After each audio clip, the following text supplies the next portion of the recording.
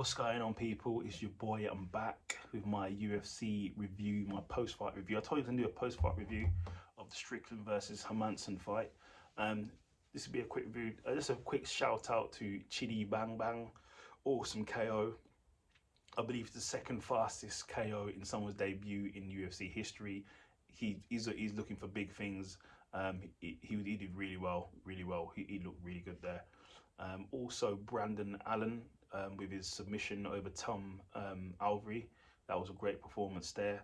And also Rakhmonov with a spinning hook kick that he landed with the KO coming out of Kazakhstan. Awesome finish there. So people to look out for on the come up. So I thought I'd give that a mention. So Hermansson versus Strickland. It went how I thought it would go.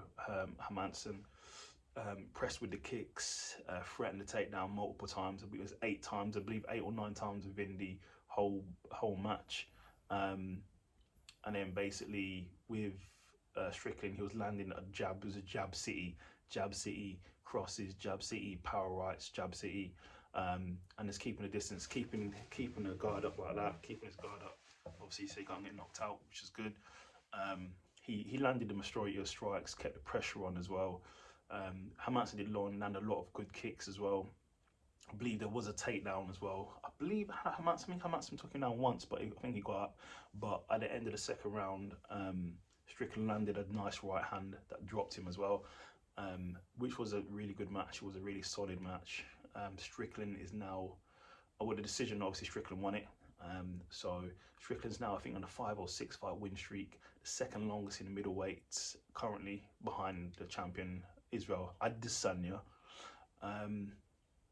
And Strickland is a very funny guy.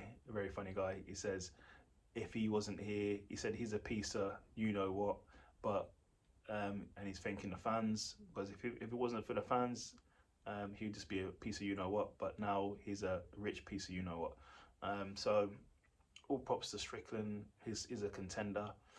Do I see him beating Israel Adesanya? Striking output was good, but he's gonna I think he'll have to mix up a lot more to beat someone like Israel. I think at the moment Israel potentially could win that fight, but it's MMA, anything can happen.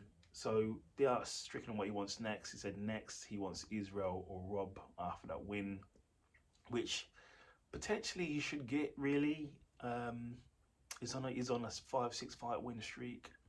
You could put him in there against Costa. You could put him in there against Vettori. But is it really worth it?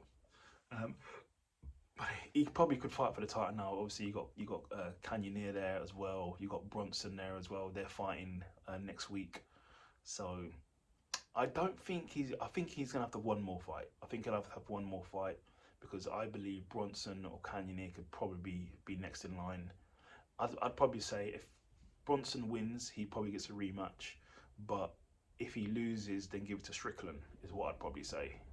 But good win for Strickland. I had him winning anyway. I thought he was going to win that on the strikes and the pressure, which is what he did, so I was correct. I didn't do a prediction, but that's what I thought. Next time I do a prediction, I'm not lying. But now it was a good fight, and congrats to Strickland. So he's moved on to 5 wins in a row. I believe 5 or 6 wins in a row. Like I said, if Bronson loses next week, I'd say give Strickland the next fight. If Bronson wins, Bronson probably should get his rematch. Strickland might have to fight one more fight and then get the title fight, or Strickland fights the winner. But he's definitely one fight or next in line for Izzy or Rob, who wins next Saturday. That's my post-fight review. Strickland did very well.